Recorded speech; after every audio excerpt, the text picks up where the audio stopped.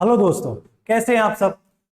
मेरा नाम है सीए शोभित अग्रवाल और आज हम यहाँ पे बात करेंगे अपने अकाउंटिंग स्टैंडर्ड 12 के बारे में, जो कि बात करता है यहाँ पर हमारा अकाउंटिंग फॉर गवर्नमेंट ग्रांट्स के बारे में। तो आज हम यहाँ पर अपना रिवाइज करेंगे as number 12 accounting for government grants.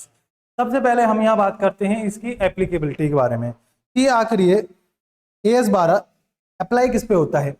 ये एएस 12 अप्लाई होता है applicable to all entities except entities covered under Ind AS, यानी कि जो भी हमारी एंटिटीज हैं, चाहे वो हमारी प्रोप्राइटरशिप फर्म हो, कॉर्पोरेट हो, सभी एंटिटीज के ऊपर ये अकाउंट स्टैंडर्ड 12 एप्लीकेबल होता है। लेकिन जिन एंटिटीज के ऊपर इंड एएस एप्लीकेबल होते हैं, उन एंटिटीज के ऊपर ये एएस 12 अप्लाई नहीं होता है। फिर है इसके बाद इस अकाउंटिंग स्टैंडर्ड्स का, इसमें जो बात करी गई है इसमें गवर्नमेंट ग्रांट्स के बारे में। इस वाले गवर्नमेंट ग्रांट्स का मीनिंग क्या होता है? इसका मीनिंग होता है government grant means assistance in cash और इन काइंड, यानी किसी भी तरीके की आपको अगर असिस्टेंस मिलती है, असिस्टेंट माने किसी भी तरह की सहायता यानी कि हेल्प, किसी भी तरीके की अगर आपको असिस्टेंस मिलती है, चाहे वो आपको कैश में मिले या वो आपको काइंड में मिले, और वो आपको मिलती किससे है, वो अगर आपको मिलती है गवर्नमेंट से, तो ये एएस 12 केवल गवर्नमेंट ग्रांट्स के बारे में बात करता है। अगर आपको ग्रांट किसी और से मिलती है, जैसे कि आपको ट्रस्ट हो गए, प्राइवेट इंस्टीट्यूशंस हो गई, प्राइवेट लिमिटेड कंपनीज हो गई, किसी से भी अगर ये आपको कैसी भी तरह ग्रांट मिलती है, तो एएस 12 कवर नहीं करता है। ये केवल उन्हीं ग्रांट्स के बारे में कवर करता है जो कि आपको सरकार से मिली हो। अब सरकार कौन? सरकार जैसे कि आपकी हो गई सेंट्रल गवर्नमेंट हो गई, स्टेट गवर्नमेंट हो गई, फॉरेन गवर्नमेंट्स हो गई, या फिर आपकी हो सकती है ऐसी कि आपकी डब्ल्यूएचओ हो गई, जो कि आपकी हो जाती है इंटरनेशनल बॉडीज, या फिर आपकी नेशनल बॉडीज होती हैं। इन सभी से भी कैसे भी तरीके अगर आपको ग्रांट मिलती है कैश में या काइंड में, तो वो आपकी एएस 12 में कवर की जाती है। अब ये आपको सरकार अगर कोई आपको ग्रांट दे रही है, तो ये सरकार आपको कुछ ना कुछ आपके ऊपर कंडीशंस लगाएगी, यानी कि आपको कुछ ना कुछ आपको कंडीशंस लगा के ये आपको पैसा देगी, तो वो आपको कंडीशन वो आपको कंप्लाई करनी पड़ेंगी। तो इसका मतलब है grant means assistance in cash और in kind against fulfilment of certain condition whose value can be placed for government. यानी कि इसका अगर हम शॉर्ट में देखें तो गवर्नमेंट ग्रांट्स का मीनिंग क्या होता है? गवर्नमेंट ग्रांट का मीनिंग ये होता है कि आपको सरकार की तरफ से कैसी भी ग्रांट मिले, चाहे कैश में मिले चाहे काइंड में मिले, जो कि सरकार की किसी कंडीशन को फुलफिलमेंट करने के बाद आपको वो ग्रांट मिलेगी, तो वो आपकी गवर्नमेंट ग्रांट आपकी एएस 12 में ट्रीट की जाएगी। इसके बाद आता है आपका ये जो ग्रांट होती है, ग्रांट को आप रिकॉर्ड कैसे करोगे, इसके ऊपर आता है आपका इसका रिकॉग्निशन प्रिंसिपल, कि एएस 12 का रिकॉग्निशन प्रिंसिपल क्या कहता है। आइए इसको हम देखते हैं।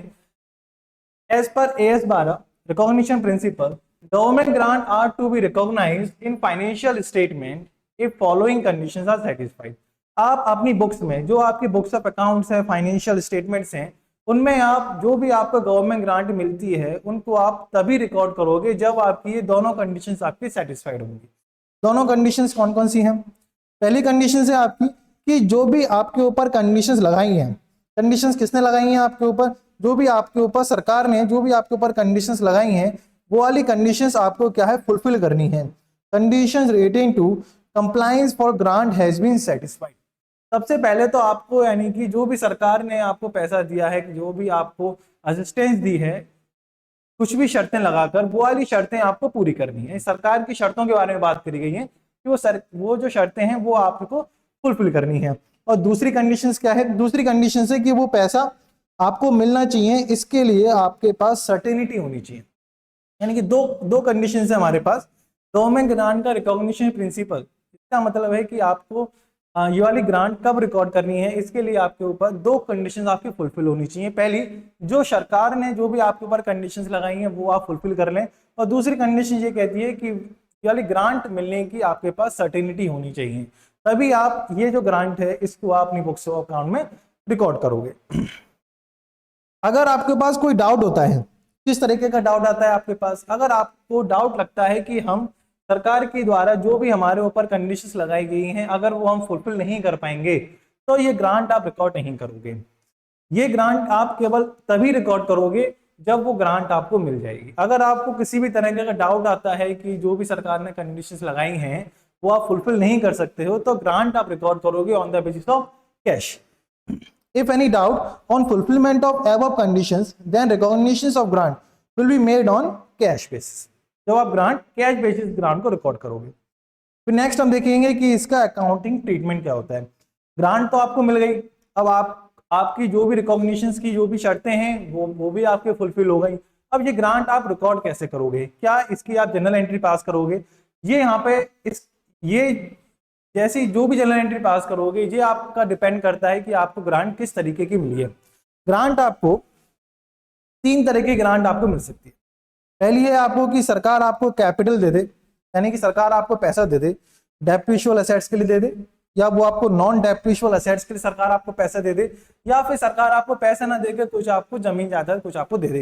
यानी कि सरकार आपको कुछ ग्रांट दे रही है तो ग्रांट आपको दे सकती है in the nature of assets और in the nature revenue grant, ये आपको सरकार पैसा दे सकती है। 30 तरह की हमारी ग्रांट होती है, स्पेसिफिक ग्रांट्स होती हैं, इनके बारे में हम आगे बात करेंगे।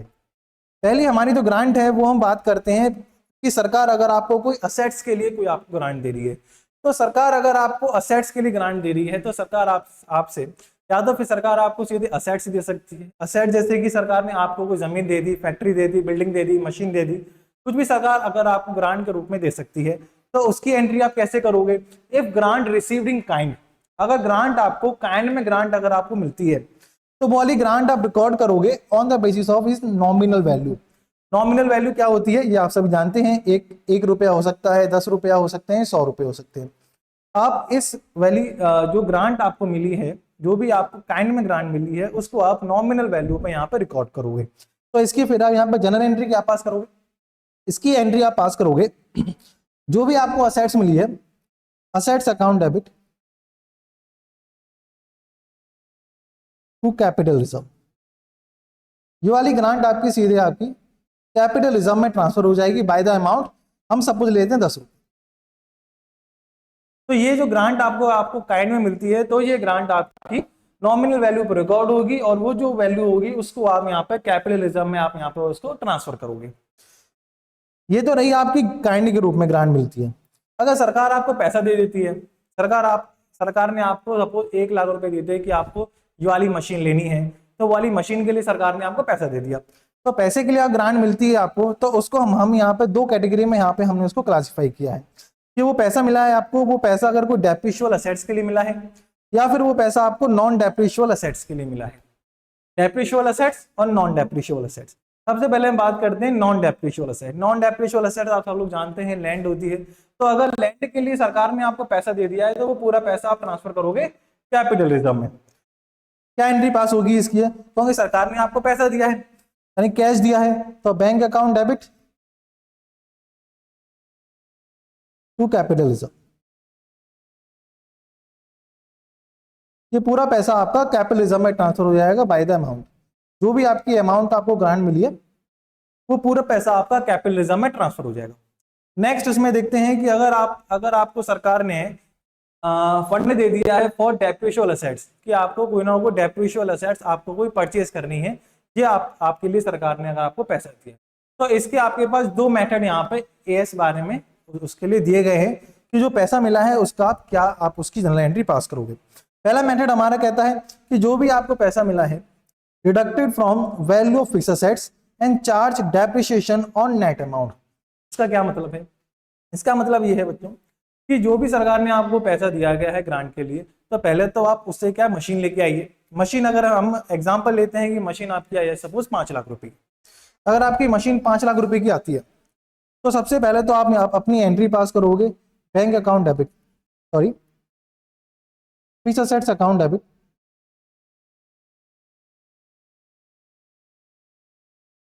To bank account. 5 लाख रुपए की आप अपने पास मशीन लिया है,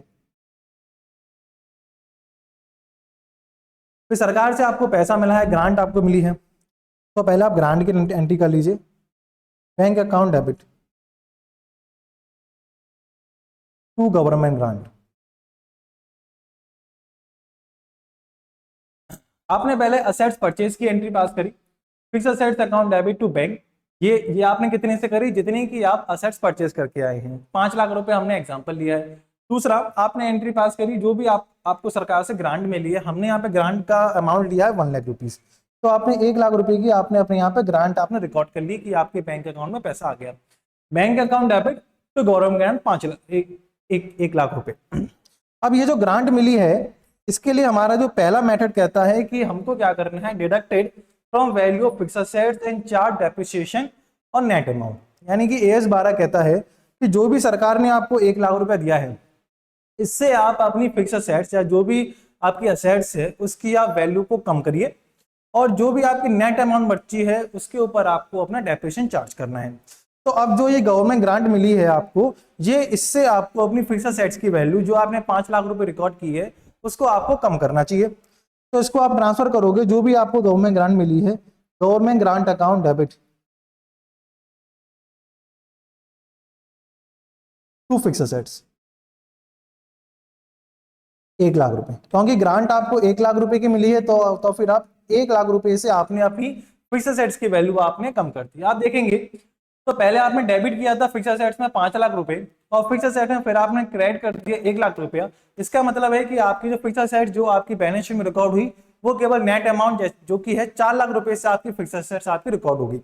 अब डेप्रिसिएशन जो लगानी है फिक्स्ड एसेट्स पे, वो डेप्रिसिएशन भी आप 4 लाख रुपए पे लगाओगे, 5 लाख रुपए पे नहीं लगेगी, यानी डेप लगेगी आपकी ऑन नेट अमाउंट। तो depreciation account debit to fixed assets, जो भी आपकी डेप्रिसिएशन है वो डेप्रिसिएशन आपकी लगेगी ऑन 4 लाख रुपीस। जो भी आपकी डेप्रिसिएशन है वो आपकी 4 लाख रुपए पे लगेगी depreciation. Depreciation account debit to fixed asset 4 lakh रुपए पे, जिस भी मेथड से आप डेप लगा रहे हैं वो आप डेप्रिसिएशन लगा देंगे। तो यहाँ पर हमने आपको असेट्स के लिए कोई ग्रांट मिलती है, वो हमने यहाँ पर ट्रीटमेंट देखे कि अगर सरकार आपको डेप्रिशिएबल असेट्स के लिए ग्रांट देती है, नॉन डेप्रिशिएबल असेट्स के लिए ग्रांट देती है, या फिर सरकार आपको इन काइंड में ग्रांट दे देती है। इसका फिर दूसरा मेथड आता है। पहला मेथड हमने देखा कि या तो फिर उसको आप क्या करो, उसको आप फिक्स्ड असेट्स की वैल्यू में से माइनस कर दो। दूसरा मेथड है कि उसको आप ट्रांसफर कर दो डिफर्ड ग्रांट अकाउंट में, और फिर उसको इन द रेशियो ऑफ डेप्रिसिएशन आप फिर उसको अमोर्टाइज करेंगे, और यानी कि ट्रांसफर करेंगे उसको प्रॉफिट एंड लॉस अकाउंट में। अच्छा, आप इसकी एंट्री क्या करेंगे, देखिए ये यहाँ पे हमारा दूसरा मेथड हम देखते हैं। दूसरे मेथड में पहली एंट्री तो आपकी वही होगी same, fixed assets account debit, fixed assets account debit 5 lakh रुपए टू बैंक। जी यहाँ पर आपने असेट्स आपने यहाँ पे अपनी परचेज कर ली, फिर आपको गवर्नमेंट ग्रांट मिली, तो bank account debit to government grant account. 1 lakh रुपए की आपको यहाँ पर गवर्नमेंट ग्रांट मिली, दोनों एंट्री तो वही सेम ही रही।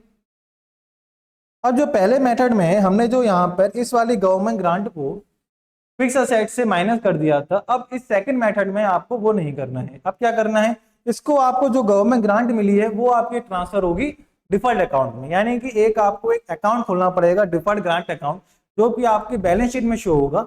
उस वाले अकाउंट में जो आपको अपनी ग्रांट ट्रांसफर करनी है। तो क्या करना है आपको ये जो ग्रांट मिली है ये आपको डिफर्ड करनी है। Deferred grant government grant account debit 1 lakh रुपया to deferred grant account.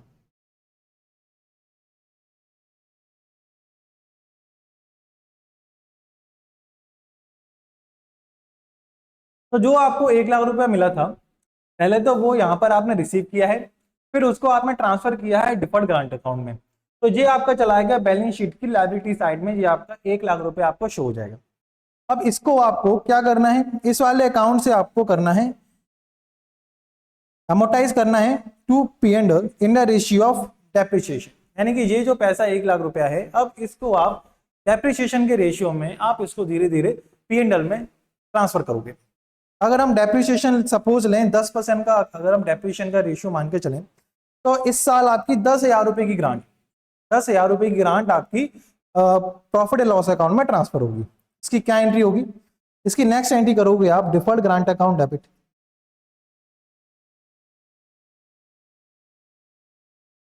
Deferred grant account debit to profit and loss account. ये अमाउंट आएगी आपकी 10,000 रुपए से, ये अमाउंट आएगी 10,000 रुपए। अब जो डेप्रिसिएशन है, डेप्रिसिएशन क्या होगा, डेप्रिसिएशन आपकी 5 लाख रुपए पे लगेगी 50 है। जो पहले डेप्रिसिएशन आपकी 4 लाख रुपए पे लग रही थी, आप देखेंगे समरी अगर बताऊं, जो डेप्रिसिएशन पहले आपकी 4 लाख रुपए पे लग रही थी, अब इस वाले मेथड में डेप्रिसिएशन आपको 5 लाख रुपए पे ही लगानी है, और जो आपकी ग्रांट है वो आपकी 10,000 रुपए आपकी प्रॉफिट एंड लॉस अकाउंट में ट्रांसफर होगी। तो ये आपका ट्रीटमेंट रहा इन दोनों मेथड से, कि अगर आपको ग्रांट मिलती है, आपको कैपिटल ग्रांट मिलती है, यानी कि असेट्स के रिलेटेड अगर आपको ग्रांट आपको सरकार से मिलती है तो क्या ट्रीटमेंट होता है। नेक्स्ट है आपका रिवेन्यू ग्रांट। रिवेन्यू ग्रांट क्या होती है कि सरकार ने कुछ आपको पैसा दे दिया है कि जिसको आप अपने बिजनेस में लगा सकते हो। बिजनेस में कैसे कि जैसे कोई आपको एक्सपेंसेस पे करने हैं, आपको अपने एम्प्लॉयज की सैलरी पे करनी है, उनके ऊपर मेडिकल हेल्थ का खर्चा करना है, या फिर सरकार आपको एज अ इनकम आपको वो ग्रांट दे सकती है। तो इसको हम दो पार्ट में यहाँ डिवाइड कर सकते हैं, income grant, expense grant. Expense grant तो वो होती है कि सरकार ने आपको कुछ अपना बिजनेस का खर्चा करने के लिए आपको सरकार ने पैसे दे दिया है, और इनकम ग्रांट जो होती है कि सरकार ने आपको केवल ग्रांट देती है कि इसको अपने बिजनेस में यूज कर सकते हो इस पैसे का कहीं पर भी। इसकी एंट्री क्या करेंगे, अगर सरकार आपको इनकम ग्रांट देती है, सरकार ने अगर आपको इनकम ग्रांट दे दी है तो इसकी यहाँ पर एंट्री होगी। देखेंगे पहले तो आपको मिलेगी ग्रांट, तो ग्रांट की क्या एंट्री होगी आपकी, ग्रांट की एंट्री आपकी होगी bank account debit to government grant. 1 lakh रुपए हम लेके चल रहे थे, 1 लाख रुपए की ग्रांट होगी। इस वाली ग्रांट को आप ट्रांसफर कर देंगे हमें सीधे प्रॉफिट एंड लॉस अकाउंट में, government grant account debit to profit and loss account. ये सीधा सीधा जो आपका पैसा है ये सीधे सीधा आपका चला गया प्रॉफिट एंड लॉस अकाउंट में, जिसकी हम बात कर रहे थे यहाँ पर इनकम ग्रांट की। एक्सपेंस ग्रांट क्या होती है, एक्सपेंस ग्रांट होती है कि सरकार ने आपको पैसा दिया है, कुछ आपको सैलरी वगैरह कुछ आपको पे करनी है। तो एंट्री देखिए, बैंक अकाउंट डेबिट 1 लाख रुपए टू गवर्नमेंट ग्रांट 1 लाख रुपए। फिर क्या करना है आपको, government grant account debit 1 lakh रुपए। तो जो भी आपका खर्चा हुआ है, सपोज अगर आपने सैलरी दी है तो ये जो ग्रांट है इस वाले पैसे को आप डाल दो salary account to salary.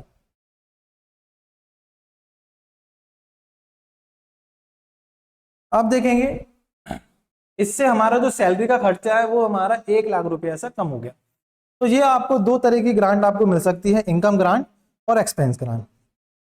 Next आपकी है ग्रांट है यहाँ की स्पेसिफिक ग्रांट्स हैं। स्पेसिफिक ग्रांट क्या होती हैं, दो तरीके की आपको ग्रांट मिल सकती हैं, एक हो सकती है बेल आउट ग्रांट और एक हो सकती है आपकी promoters contribution. Bail out grant क्या होती है, बेल आउट ग्रांट होती है यानी कि बेल आउट यानी कि किसी को किसी चीज से बाहर निकालना। तो यहाँ पर जो इस बारे में बताया गया है वो ये बताया गया है कि अगर सरकार आपका ये देख रही है कि आपके जो बिजनेस है, बिजनेस में आपका लॉसेस काफी ज्यादा हो गए हैं, जिससे की वजह से आपका बिजनेस सर्वाइव होना बंद हो सकता है, आपका बिजनेस बंद हो सकता है, सर्वाइवल नहीं हो पाएगा। तो इसलिए सरकार आपको लॉस से रिकवर करवाने के लिए, आपके बिजनेस को बचाने के लिए आपको सरकार पैसा दे सकती है। तो ये आपको हो सकता है बेल आउट ग्रांट, यानी कि to set off losses against grant. तो इसको आपको जहां पर भी आपका लॉस हो रहा है, लॉस कहाँ होता है, लॉस हमारा होता है प्रॉफिट एंड लॉस अकाउंट में। तो जहां पर भी आपका लॉस हो रहा है उस लॉस से आपको सेट ऑफ करना है। तो फर्स्ट एंट्री तो आपकी सेम ही रहेगी, bank account debit to government grant 1 lakh रुपए। अब ये आप सीधे ट्रांसफर कर दोगे अपने प्रॉफिट एंड लॉस अकाउंट में, यानी कि जहां आपका लॉस हो रहा है वहां government grant account debit to profit and loss account 1 lakh. ये रहा हमारा बेल आउट ग्रांट, कि जो भी आपका पैसा है वो पैसा अगर आपको सरकार ने लॉसेस के लिए दिया है कि आपके जो लॉसेस हैं वो आपके रिकवर हो जाए, तो वहां पे आप अपने लॉसेस को यहाँ पे आप अपने रिकवर करोगे। Government grant account debit to profit and loss account, यहाँ पे आप अपना पैसा, आप जो भी ग्रांट का पैसा है वो आप वहां पर ट्रांसफर कर दोगे। नेक्स्ट हमारी होती है स्पेसिफिक ग्रांट में, नेक्स्ट आता है आपका प्रमोटर्स कॉन्ट्रीब्यूशन, यानी कि सरकार कुछ जो जो जो कि बैकवर्ड एरिया है उनको प्रमोट करने के लिए सरकार आपसे कहती है कि आप वहां जाके फैक्ट्री खोलिए, वहां जाके बिजनेस अपना लगाइए। तो उनको प्रमोट करने के लिए सरकार अगर कुछ आपको पैसा देती है तो उसको कहा जाता है बैकवर्ड एरिया ग्रांट, या फिर एक उसका दूसरा नाम और है प्रमोटर्स कंट्रीब्यूशन, यानी कि टू प्रमोट बैकवर्ड एरियाज। तो इस टाइप की ग्रांट होती हैं, इनको आप सीधे ट्रांसफर करोगे अपने कैपिटल रिजर्व अकाउंट में। तो इसकी क्या एंट्री बनेगी? पहली एंट्री तो सेम ही है, बैंक अकाउंट डेबिट 1 लाख रुपए टू गवर्नमेंट ग्रांट, और ये वाली गवर्नमेंट ग्रांट को आप ट्रांसफर करोगे कैपिटल रिजर्व में। Government grant account debit to capital reserve.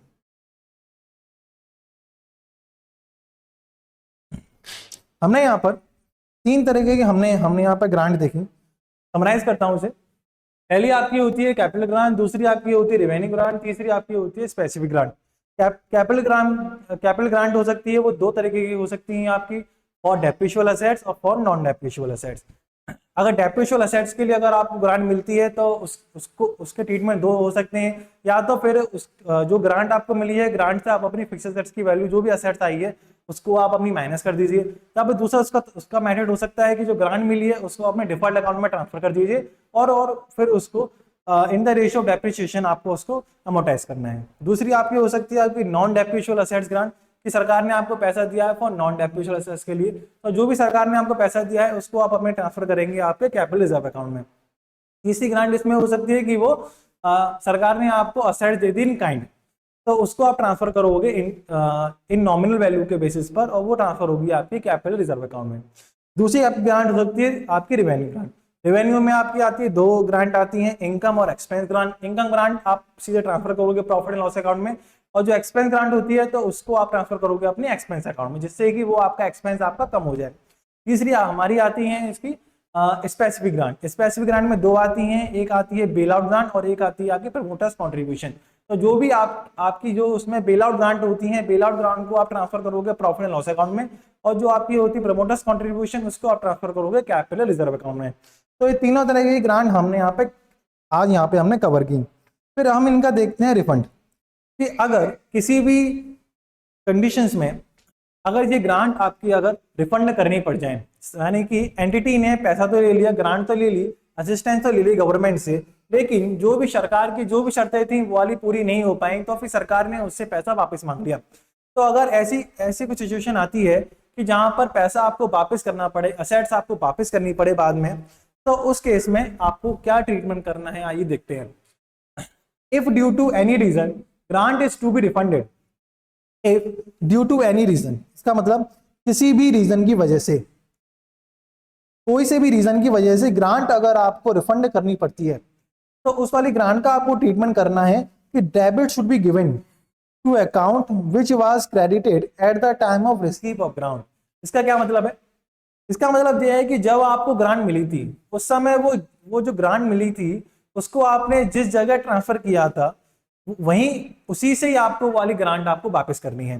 जैसे कि सपोज अगर ग्रांट से आपने अपनी फिक्स्ड एसेट्स की वैल्यू कम की थी और बाद में चल के वो ग्रांट अगर आपको वापस करनी पड़ जाए, तो वाली ग्रांट से फिर अपनी जो भी अमाउंट आप वापस कर रहे हैं उतने अमाउंट से आप अपनी फिक्स्ड एसेट्स को बढ़ा दीजिए।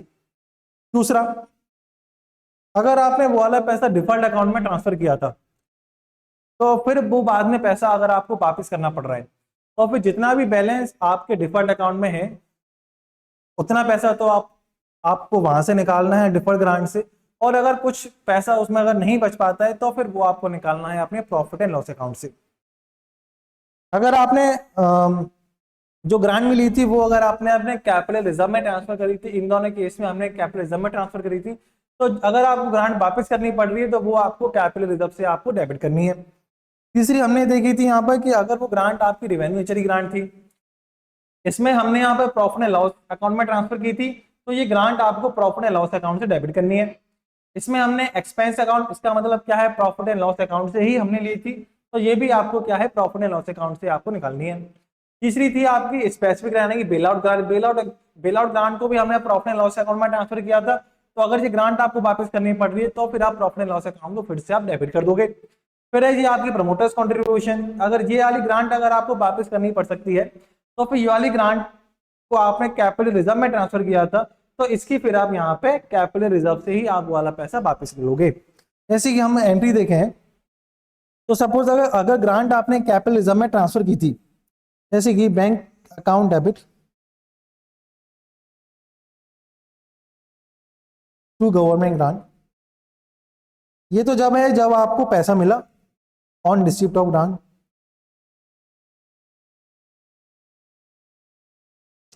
फिर इस वाली गवर्नमेंट ग्रांट को आपने अगर ट्रांसफर किया था कैपिटल रिजर्व में, government grant account debit to capital reserve,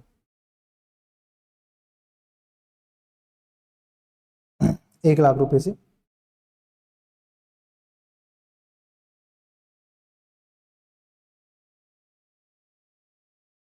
फिर इसके बाद आपको क्या करना है, ये जो ग्रांट आपने कैपिटल रिजर्व में ट्रांसफर की थी, अगर ये पैसा आपको अगर वापस करना पड़ रहा है ऑन रिफंड,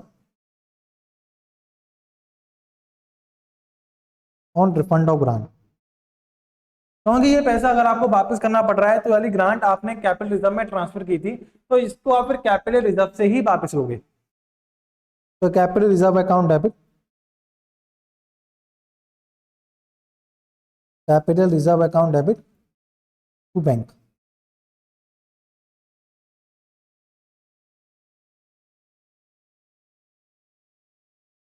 यानी कि डेबिट आपको वो वाला अकाउंट देना है जिसको आपने पहले आपने क्रेडिट किया था। अगर आपने profit and loss account credit किया था तो eight the time of refund वाला प्रॉफिट एंड लॉस अकाउंट को आपको फिर से डेबिट करना है। अगर आपने फिक्स्ड एसेट्स अकाउंट अगर आपने क्रेडिट की थी तो फिर eight the time of refund आपको फिक्स्ड एसेट अकाउंट फिर से डेबिट करना है। अगर आपने वो वाला पैसा कैपिटल अगर वो पैसा आपने कैपिटल के रिजर्व में ट्रांसफर किया था तो वो वाला पैसा फिर आपको कैपिटल रिजर्व से ही आपको डेबिट करना है। आइए देखते हैं, if due to any reason grant is to be refunded, then debit should be given to account which was credited at the time of receipt of grant. In such case any difference arises then will be transferred to profit and loss account. इसका क्या मतलब है कि अगर कोई पैसा अगर आपके वाले अकाउंट में अगर आप बैलेंस ना हो, जैसे कि हमने क्या डिफर्ड अकाउंट में पैसा अगर पहले हमने ट्रांसफर किया था और वो वापस करना पड़ रहा है पैसा, तो अगर उस वाले अकाउंट में अगर बैलेंस नहीं है तो वो फिर हमको जो भी बैलेंस बचता है वो पैसा आपको निकालना है प्रॉफिट एंड लॉस अकाउंट से। Next, if grant has been credited to fixed assets then on its refund debit will be given to that fixed assets account. अगर आप फिक्स्ड एसेट्स अकाउंट को डेबिट करते हो at the time of refund, तो जो आपकी depreciation है depreciation आप प्रोस्पेक्टिव बेसिस पर आप अपनी चार्ज करोगे, यानी कि जो पहले डेप्रिसिएशन लग गई उसको आप चेंज नहीं करोगे, अब आप फ्यूचर की डेप्रिसिएशन को चेंज करोगे। Past depreciation will not be changed, only future depreciation will be revised, यानी कि जो पुरानी असेट्स के ऊपर लग चुकी है उसमें कोई चीज नहीं होगा। अब आपने फिक्स्ड असेट्स अकाउंट को आपने डेबिट किया है तो जो भी आपकी न्यू डेप्रिसिएशन आपको फिर से निकालनी है वही डेप्रिसिएशन आपकी अब प्रॉफिट एंड लॉस अकाउंट में चार्ज की जाएगी। और पॉइंट्स देख लेते हैं इस एएस बारे के, और क्या पॉइंट्स कहते हैं। Companies can not pay dividend to share holders from grant receipt, यानी कि सरकार से अगर कोई आपको ग्रांट मिलती है तो वो ग्रांट आपको किसी ना किसी कंडीशन के साथ आपको सरकार देती है, जैसे कि आपको ये पैसा अपने एम्प्लॉयज को देना है, या इस पैसे से आपको बिजनेस करना है, या इस पैसे को आपको प्रमोट करना है बैकवर्ड एरिया को, तो जो भी सरकार की कंडीशंस हैं वो आपको फुलफिल करनी पड़ेंगी। इस पैसे को आप अपने शेयर होल्डर में एज अ डिविडेंड आप पैसा नहीं बांट सकते हो। दूसरा है tax benefit which are provided by government to an entities are not considered AS 12। इसका क्या मतलब है, यानी कि जो भी आपको टैक्स का बेनिफिट मिलता है, जैसे कि टैक्स हॉलिडे पीरियड आपको मिल जाता है, तो वो हमारा एएस 12 में हमारे यहाँ पे कवर नहीं होता। वो भी सरकारी तरफ से एज अ असिस्टेंस होता है, लेकिन वो एएस 12 में कवर नहीं किया जाता है। और इसमें क्या क्या डिस्क्लोजर कहते हैं, जो आपको नोट्स अकाउंट में जो भी आपको डिस्क्लोज करने हैं। Government grant recognition policy should be disclose, आपने किस बेसिस पर आपकी जो भी आपकी पॉलिसी है वो आपको डिस्क्लोज करनी है। दूसरा, अगर ग्रांट आपकी रिफंड होती है तो फिर reason for refund along with amount of refund should be disclose. इसका मतलब है कि अगर ग्रांट आपको किसी भी वजह से अगर आपको रिफंड करनी पड़ सकती है तो वो वाले उस वाले रिफंड के रीजन कि वो ग्रांट आपकी क्यों आपकी रिफंड हो रही है, और दूसरा कितने रुपए आप उसको रिफंड कर रहे हो, वो आपको अपने नोट्स अकाउंट में वो आपको डिस्क्लोज करनी है। तो यहाँ पर हमने अपना AS 12 हमने यहाँ पे अपना कवर किया, जिसमें हमने देखा कि ये किस किस पे एप्लीकेबल होता है, क्या क्या क्या इस वाले गवर्नमेंट ग्रांट में कवर होता है, और इसकी रिकॉग्निशन प्रिंसिपल क्या कहता है, कितनी टाइप्स की ग्रांट्स होती हैं, और अगर ये वाली ग्रांट अगर हमारी रिफंड होती हैं तो उसका हमको ट्रीटमेंट करना है, क्या क्या डिस्क्लोजर्स देने हैं। तो ये हमने आज यहाँ पर अपना AS 12 पूरा हमने यहाँ पे रिवाइज किया। ओके, थैंक यू दोस्तों, बाय बाय।